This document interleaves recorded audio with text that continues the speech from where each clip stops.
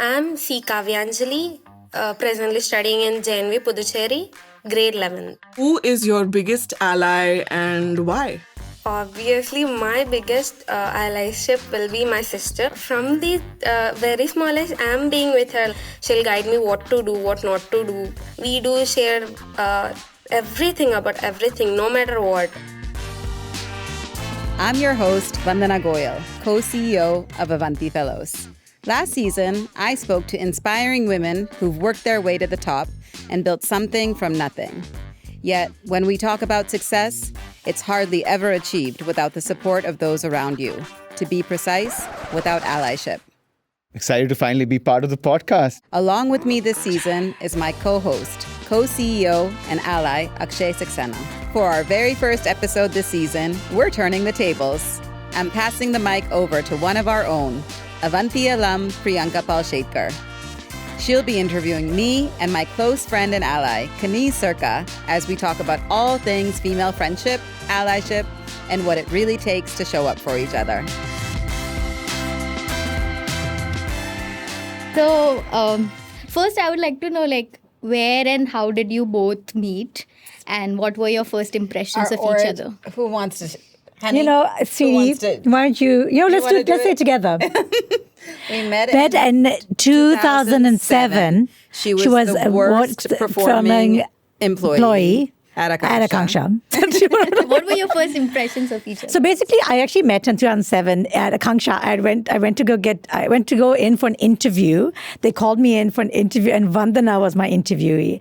So if anyone was like, Kaneez was the worst employee ever at Akshay, that's not on me. That's on her for hiring me. I actually hired her to be my friend. She was like, I just moved to India. Like a fun I didn't have hang. any friends. So I interviewed her, and then, maybe Akshay wasn't her calling. Maybe. But we became friends, and I think she dropped me off at home. Yes, it was in the car. I was single. I just moved a year ago from the U.S. to India. She'd moved a year before from South Africa to India. So we had this kind of expat living in India, connection. And we became friends on that car ride, and just have been best friends ever since. And you both actually spoke about this, Kaneez, you moved from South Africa to India. Yes. And Vandana, you moved from the US. So what was it like finding a community for yourself here in this country when you first moved? Yeah, that's such an I was actually yesterday, I was talking to someone about how I used to hang out with all these expats initially before I met the comedy community and before we moved to Bandra. We used to live in Worli and I was in South Bombay, and it was interesting trying to find people who, I guess, who were having a similar experience to you. We are really different in that way because she makes friends wherever she goes instantly, and real friends. She's really just, that's her special gift. And I take a lot more time to connect with people, I think, authentically. So the first probably year or two, my only friends were through work and Kaneez. Yeah. And then I slowly kind of, met my people. Yeah. We have seen each other from single 20-somethings to now, right? Mid-40s. But it was a big adventure, right? Because we would go out. We didn't have any responsibilities. Yeah. We would have fun. I think I just really connected with Vandana. We just had a very similar value system. And we just really got on. We had fun. We had this very similar sense of humor. I know, you're Vandana funny. She can be sometimes. We have a lot of fun together, no matter what we do. Whether it's going out partying, whether it's sitting on a couch, eating chips, watching random teenage movies. Kaneez, you have talked about being culturally fluid, right? From someone who is moved from South Africa to here, and then being someone who is lived and worked in India. Yeah. So have there been any challenges that you have faced culturally because of the move? India wasn't such a huge culture shock for me because I think both of us would come here almost every 2nd of December. Our parents would come down for the holidays. And so I was very well versed with India. I had a lot of family friends in Bombay. I am it's not true that I didn't feel some cultural. But she just fits in wherever she goes. No, that's Vandana. Kind of her, I mean, it is kind of she can move to New York and, she'll be here's my new best friend, who is that? Every story, I'm like, me and my bestie. And Vandana was like, who is this person? Who is this random person? I'm like, she's my best friend in New York. Meanwhile, it takes me like 10 years to make a friend. I think I tend to assimilate very easily. And I don't know if that's a great thing anymore. Like, it's a great thing in terms of like making friends and living in a country. But that also means like I don't have very strong identities that I stick to. So I'm also like questioning that and being like, is it a good thing that I can assimilate so easily and fit in? Or, I think I struggled a lot more than that. But I mean, it was fun, and it went through, I never expected to live here for so long. Yes. So same. like initially it was just fun because I was like, I'm here for 2 years. I'm having an experience. I'm having a life experience. I'm going to go back home. Right. And then like I extended it on my own for a year, but then I met my husband and, just got like more settled into. She met me. Yes, I meant Kaneez. Sorry. And I got the opportunity to lead Akanksha at the time. So those things together, just put me on a life path that I really didn't expect. And that's when I think it became the most difficult, right? Because the life that you imagine for yourself is just not like what is panning out. And to come to terms with like, okay, this is something that I have to accept, right? Like that I'm not living the life that I had created in my head. Where like, you go to college and then you meet like another Indian American and, you have your like, Sangeet. Yeah. and wedding reception. And, you have like, there's like a life kind of trajectory that like most, like the examples that I saw growing up, like that was what our Indian community did. Like the first generation Indian American or second generation Indian Americans did. And so that was kind of like what I thought happiness looked like, right? So to get over that, and this is like what I tell young people actually all the time, is that, the best way to like liberate yourself is to actually just let go of those plans and not to be like a slave to that plan that's in your mind, right? Yeah. Because I think it was the cause of a lot of like unhappiness for me. It's so weird. She's talking and I know what the anxiety and like the sadness that she's talking about. Like I remember her going through that phase. Or being like, I don't want to be here. I don't want to be here. I want to move to Singapore. I want to move anywhere, but I don't want to be here. This is not the life that I wanted. And Kaneez would be like, shut up. Yeah, I'd be like, stop complaining. Stop complaining. Just go back to where Bombay you came from. is the best. I love Bombay. I love Bombay. It's the best. And I don't live here. And I live here. Stop complaining. I think another interesting thing about us is, which we don't talk about a lot, is our parents left India and then we as children came back, and there's not a lot of people who do that. There's not a lot of NRIs and ABCs who come back to India. That's like maybe more now. But when we moved in the early 2000s, very few. Yeah, so that was also a very unique thing that we bonded over. I think like listening to this, I kind of feel like a classic introvert-extrovert friendship. Yeah. Where the extrovert kind of drives the introvert into their world and kind of. I have also had similar experiences. Which one are you? Yeah. In the introvert. Yeah, okay. Yeah. And then you had that friend. So I can totally relate to what Vandana is saying. Right. In terms of not being able to make friends easier. But then there are some people who just make it so easy. Yeah. That's totally. Like I can totally relate to that. Yeah. And over these like 20 odd years, and I heard your story of how you met. How has your friendship changed and evolved from those first impressions? Man, Vandana, we've been through a lot. I know. But it feels so similar also. Yeah.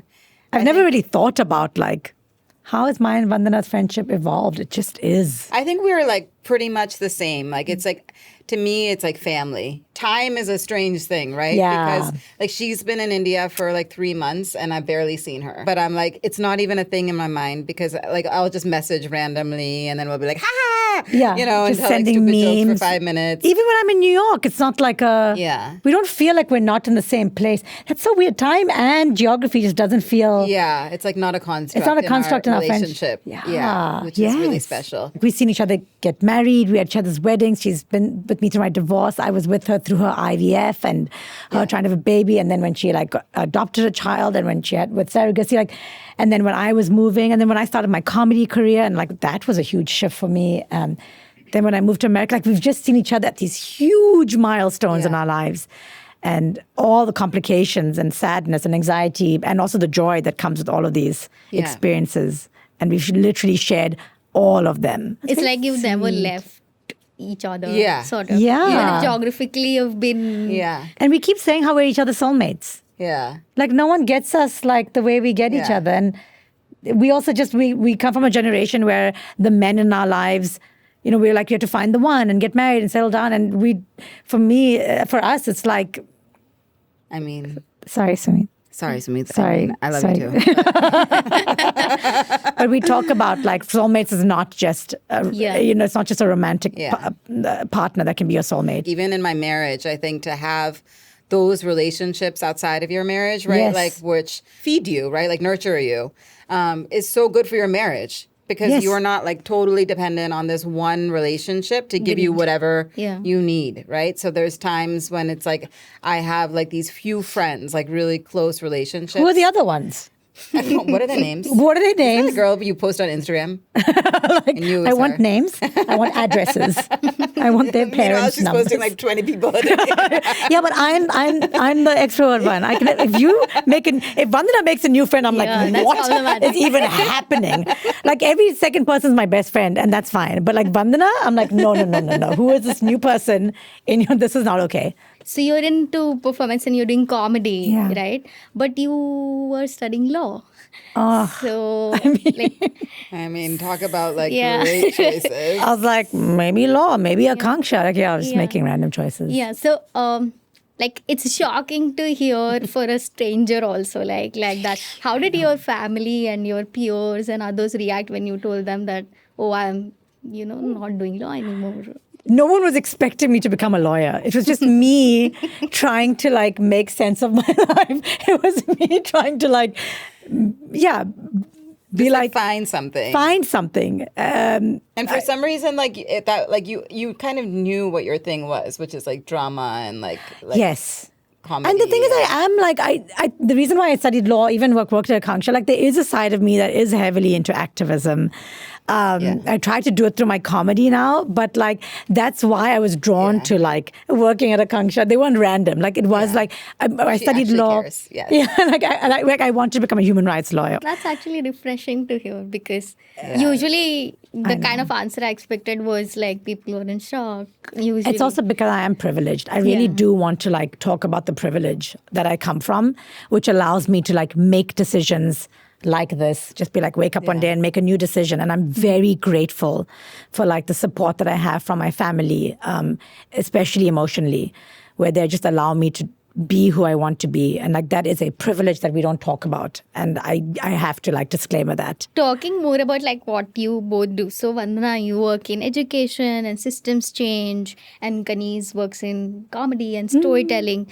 And this is like one of my favorite things to delve into, like especially friends with different careers. What do you both learn from each other's worlds? Like, has Kaneez, Vandana ever influenced you into, like you just said, like you were kind of into activism. Yeah. But did Vandana ever influence you into, like doing more for it, doing more impact or purpose? And Vandana, has Kaneez inspired you to, like take the storytelling, take the comedy in your fields? I mean, I think even doing this podcast is probably like some inspiration from Kaneez and seeing her like use this medium, right, of expression to like get a message across, right? I mean, she definitely, like, I look to her for a lot of like Vandana is my voice of reason, even because I tend to get like, I'm very emotional online and I get very like, angry about things that are happening in the world. And I tend to go to Vandana's profile a lot. I really respect her point of view. And I think she's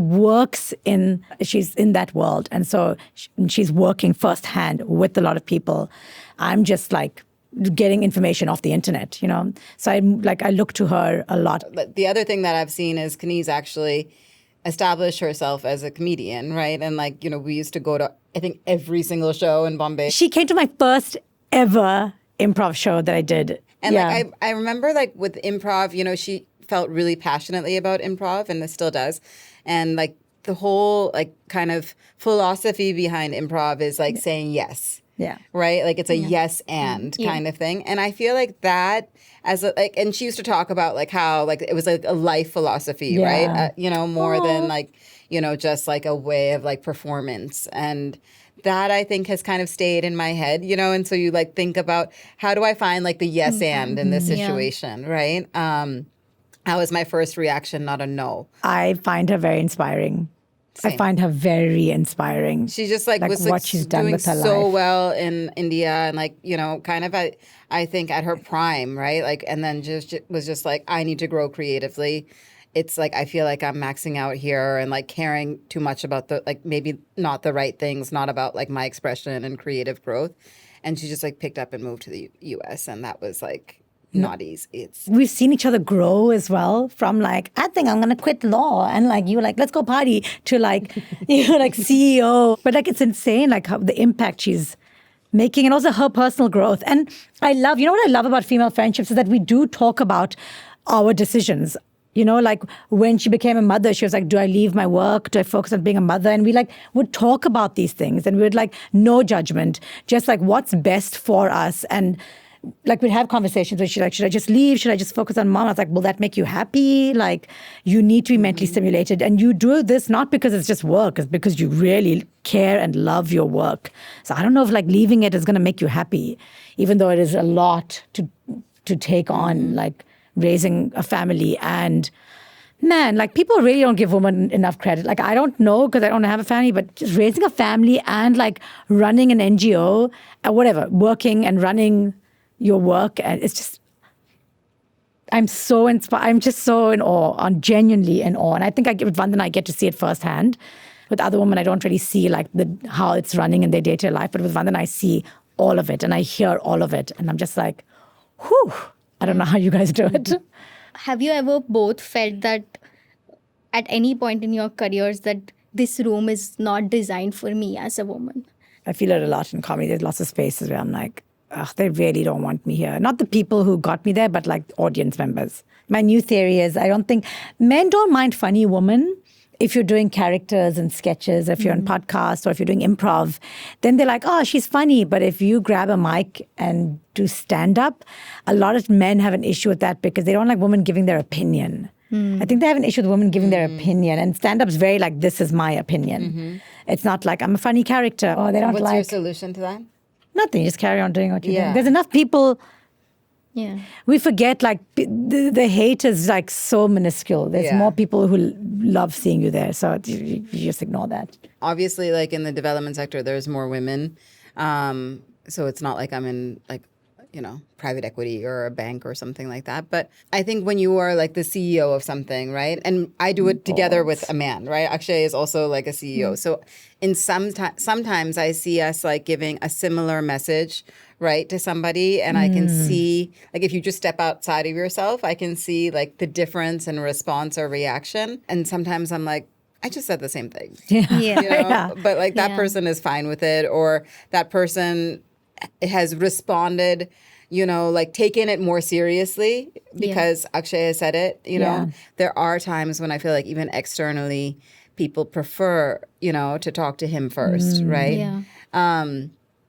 So some of that I think is this like really challenging balance that I don't have an answer for you because I feel like it's just like a lifelong kind of like path, right? Yeah. Of like in this moment, do I have something really important that I need to say? And like it's really important that I like assert myself and raise my voice because like what I have to say is unique and different. Yeah. And I think being able to differentiate between those moments and the moments where you feel like you just want to speak up because you're like your ego is like pissed off. Yeah. Right?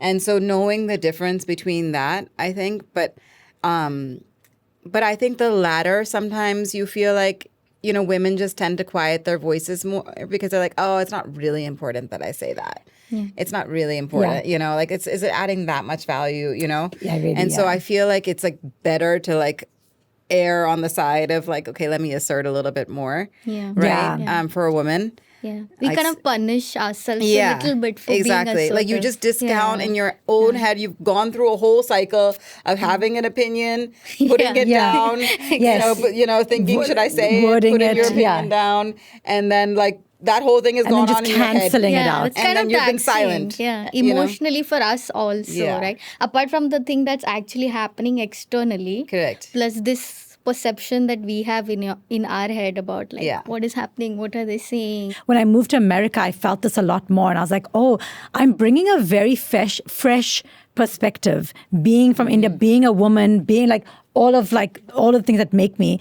And that really stuck with me when I was like, oh, even if I believe what I'm saying is not important, it's a fresh perspective. It's a different perspective than the same perspectives that are kept being shared in a room.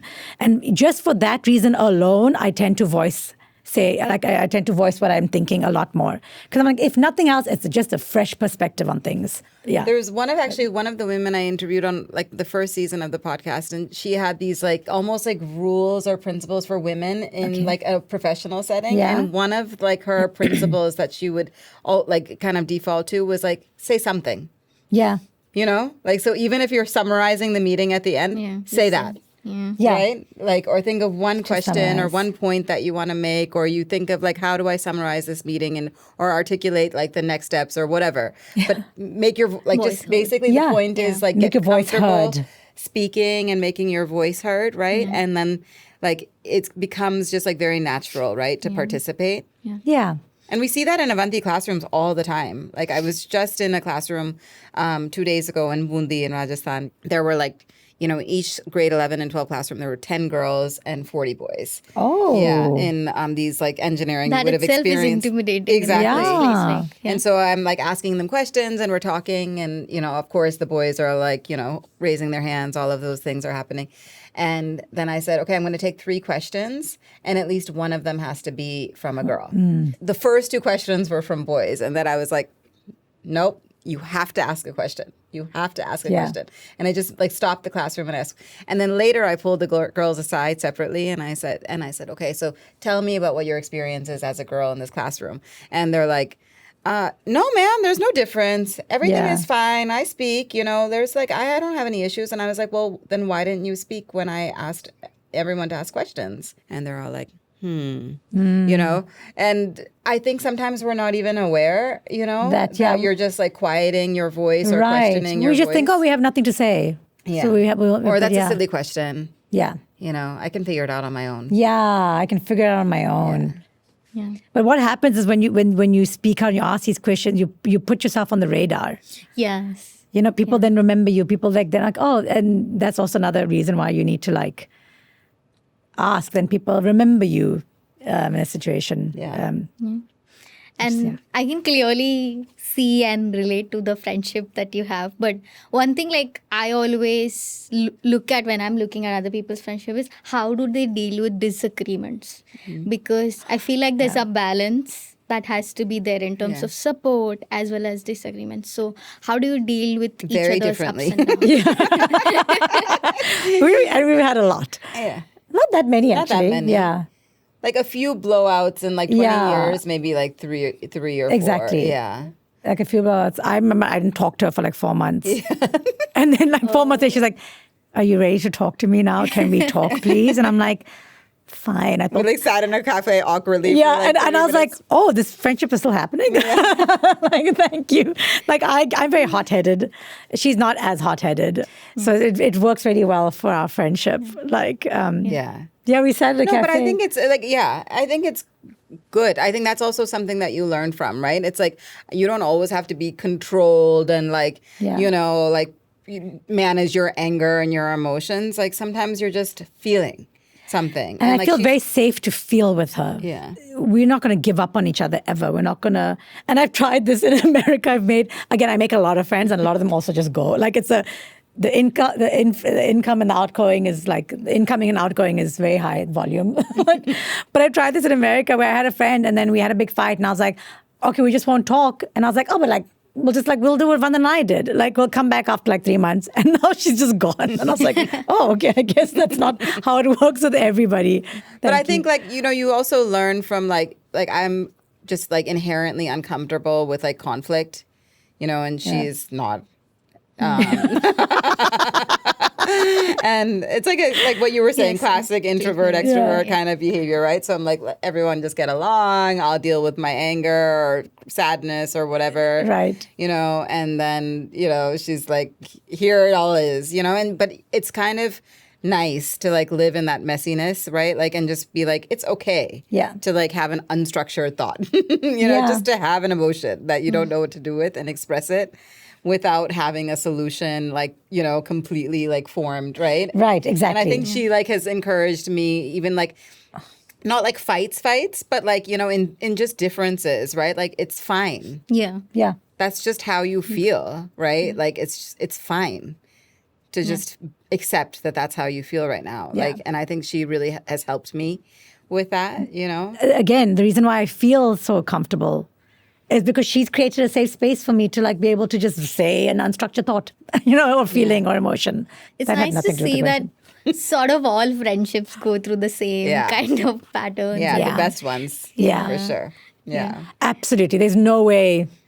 I don't trust a friendship if it hasn't gone through some. It doesn't mean it has to go through anything dramatic, but honesty 'Cause sometimes. you're like growing like so much, right? 20 years of your adult like Exactly. life. yeah, It's crazy. that's Yeah. crazy. And I think that happens very rarely also. Like you kind of don't get drawn to a lot of people in that particular way. But there are like just some people who Yeah. after Yeah. 4 months you just text and then in a minute you're like, oh, Yeah. Yeah. what? Where? No nothing- anger, yeah, no like exactly. where Yeah. were you, Yeah.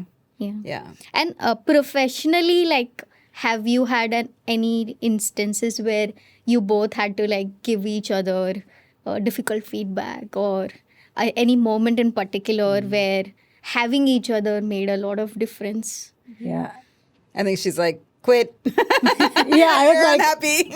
yeah, Quit. Quit. Time to go. Yeah. yeah.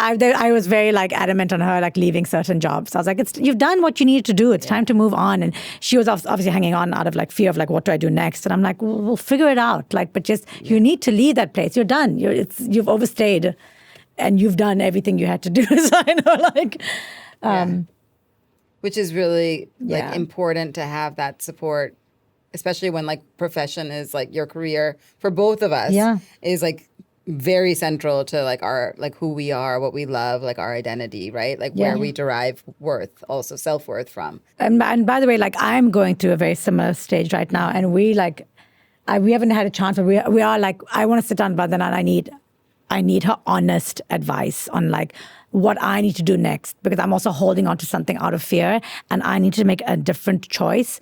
And this is when I'll need my friend to like, who can see it from the outside, who's been with me through my journey, even in New York, which has been a really hard journey for me. As much as it's easy for me to make friends, like it's been hard career-wise for me. Like it's not like it's just always easy for me. Like thank God, like I have the ability to make friends because that's keeping me sane.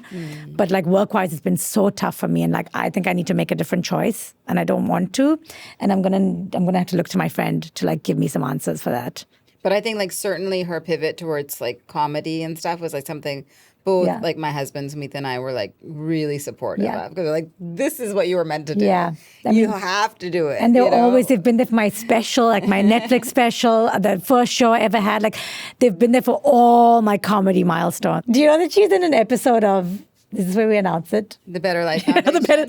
For everybody, she is a role model, but I say that she could be as a lead role as a model. Ladies and gentlemen, give it up once again for Miss Vandana Goyal. Clap, clap, clap, clap, clap, clap, clap. Vandana Goyal. Clap, clap, clap. Miss Vandana Goyal. Clap. So there's a show called the Better Life Foundation, which Naveen Richard created. And it's a mockumentary on an NGO, like The Office, but an NGO office. And in one episode, they had the awards for for like the And NGOs. they used my real name Because while I was writing it wasn't the even in the organization. script. I ended up playing one of the characters, and I was like, "Hey guys, can I name myself Vandana Goyal?" And Naveen's like, "Yeah, sure. Give yourself whatever name you want." And I was like, "Abish, you need to announce Vandana. You have to say Vandana Goyal." And everyone's laughing because they know she's my best friend. And I was like, "We have to put her name. We have to pay like some nod, Homage. some homage to like Vandana if we're doing a show about NGOs like this. Her name cannot not be in this." So Also, I feel like a lot of people kind of underestimate women friendships. So what is your take on that? Like, I think it's like the best thing about being a woman is like having female friends. Oh, it's I the mean, I best know like freaking guys thing. have their like romancing and whatever it is that they do. But like, on a serious note, right? My mom passed away 4.5 years ago, and she had like a really close network of friends, right? And my father like kind of like lived his life like through her, right? Like he didn't have those same relationships like that were his. And I think like it's been, you know, just so tough for him emotionally because it was like really just their relationship that like he was like, you know, kind of Living got through, his, yeah. got his like nurturing from, right? And we get like, you know, women, I think in general, just like find like, you know, comfort and support and like, you know, kind of motivation to keep going almost, right? Like from your female friends. Yeah. As much as like a spouse or partner. I go into classrooms actually and I'm like, how many of you have a best friend in this classroom? Yeah. Like you have to have a best friend in this classroom, you know? We don't like each other. You have to be friend. Nothing doing. I want it. friend. Nothing doing. Just dude, like in my 40s, I'm like, female friendships are everything. These friendships are so nourishing and so supportive.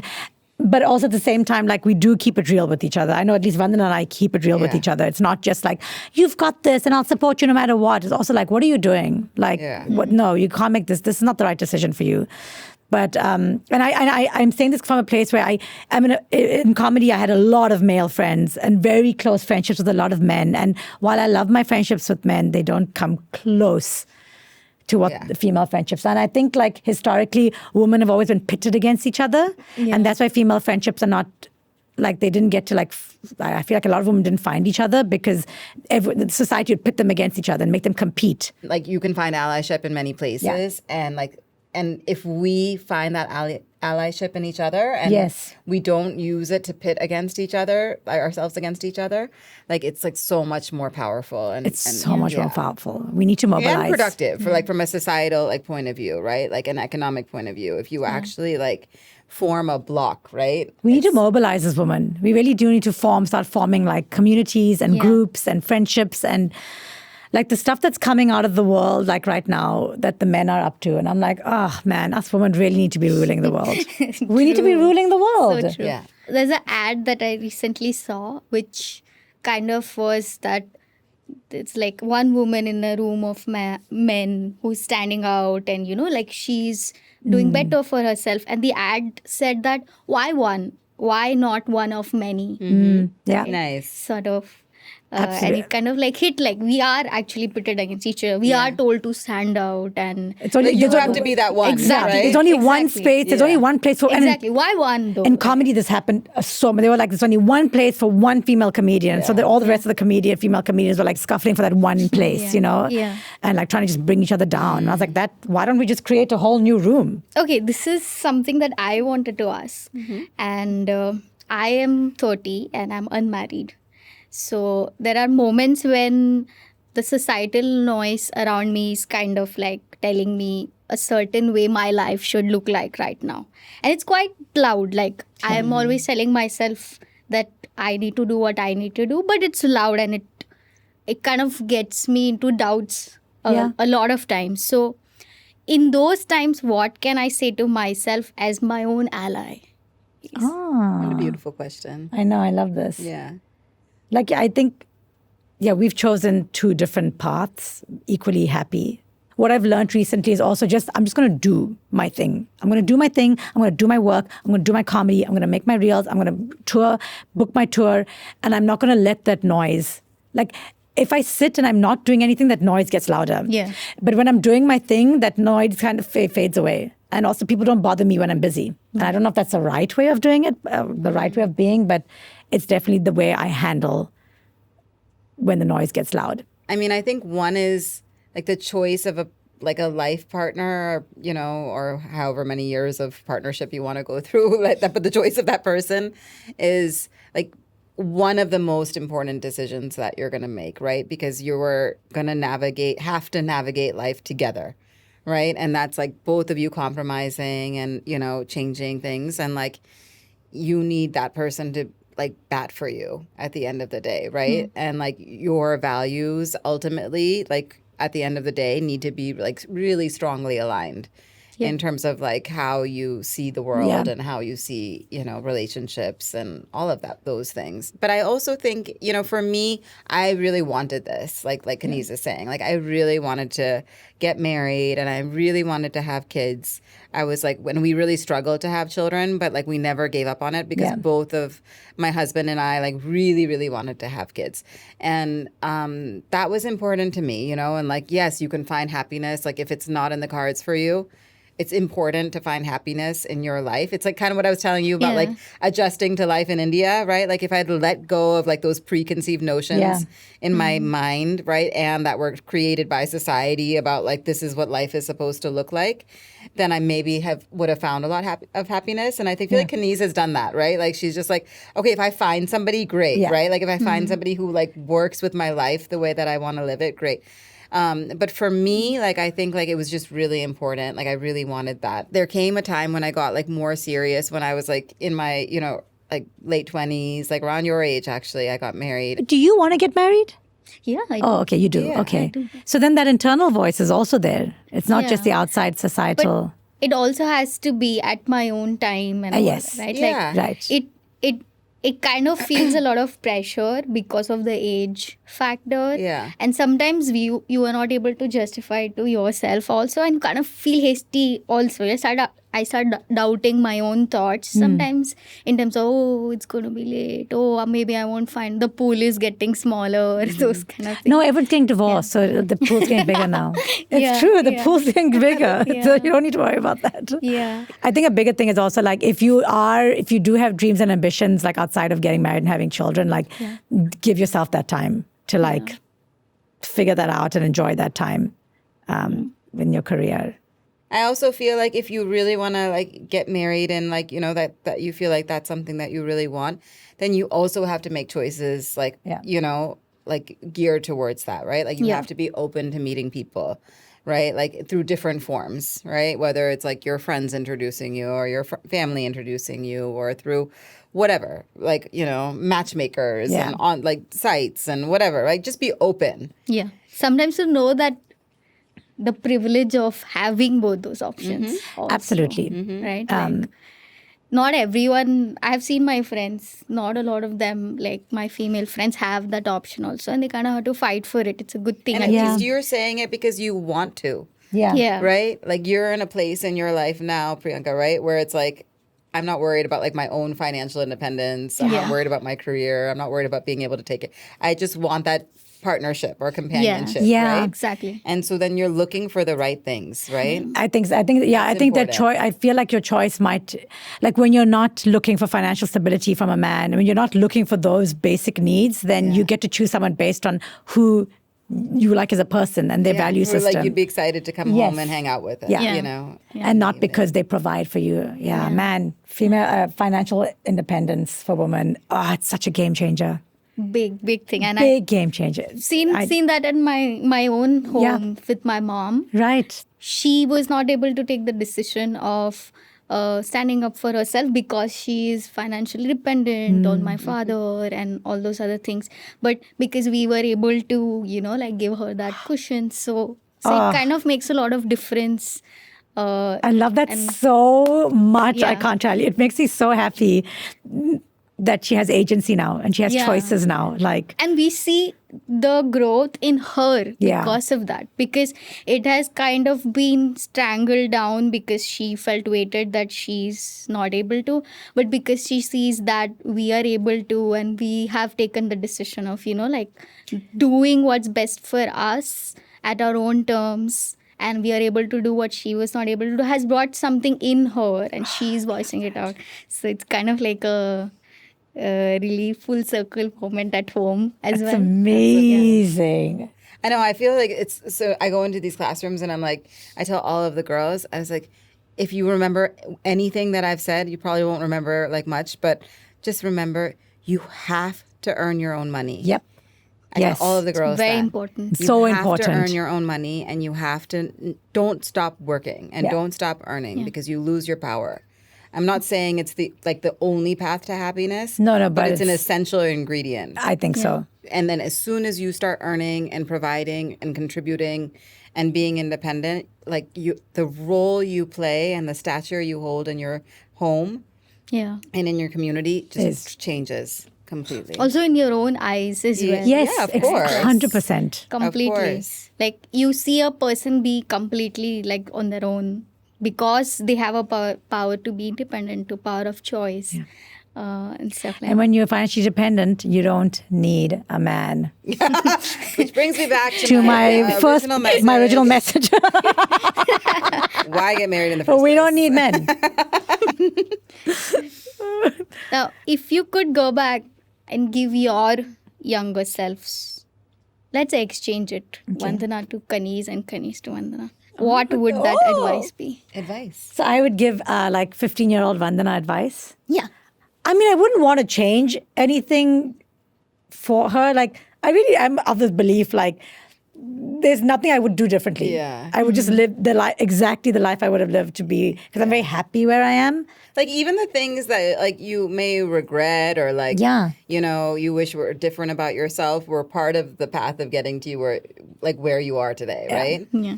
I'm like, I could say like, I wish I was more confident, or I wish I didn't let that person bother me so much. Or I wish I didn't, I wish I learned to let but go I'm like, of I'm confident today.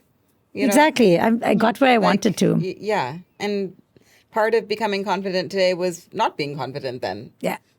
And finding, being my ally, my own ally, right? Like, I think maybe that's the best advice. Like, how do you just be your best friend, your own best friend? Because I think like, of course, all of these relationships matter so much, but I feel like it's like the voice in my own head. Yeah.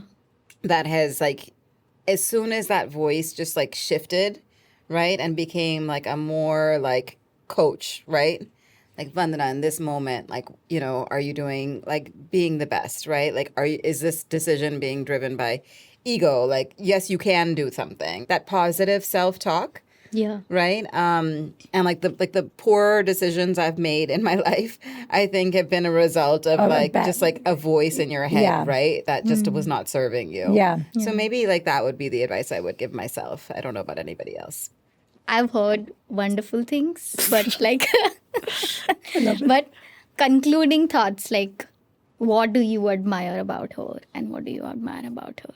I think maybe the more recent thing that I was just like, I think seeing her as a mom, it's not a choice I want to make for myself, but just seeing how she's like balancing her life. She is the matriarch of her entire family, her nuclear family, including her extended family, and the way she is just managing everyone. Like as a friend, I'm like, oh my God, you're just taking on so much, but she's highly capable. I just find that so admirable, the way you're managing. Thank you. So many people's lives. Thank you.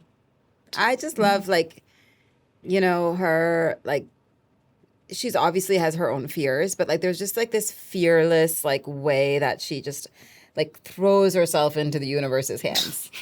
Like I think like just really difficult things to do. Whether it's like choosing to end a relationship, whether it's like at the peak of your career, moving to another country to try to like, establish yourself there. Right. And so like that just complete authenticity, right.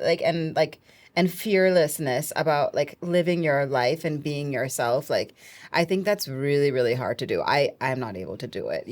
I still have too many inhibitions and like too conservative about some things and, like too much like trying to like make people happy and keep, Yeah, things. me too. Like everyone wants to keep, like we're all people pleasers on some level. Yeah. So I think that the thing we admire in each other is the thing that we struggle with. But you need those skills in life. And so we just like we have each other to like be inspired by.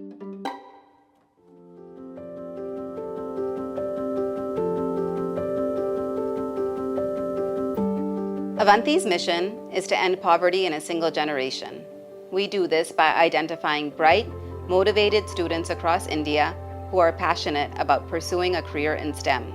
Our students come from predominantly rural areas and from families with incomes of less than $5,000 a year. They are likely to be the first in their family to pursue higher education of any kind. Join us as we seek to create a more equitable India. To learn more about the work we do, visit avantifellows.org.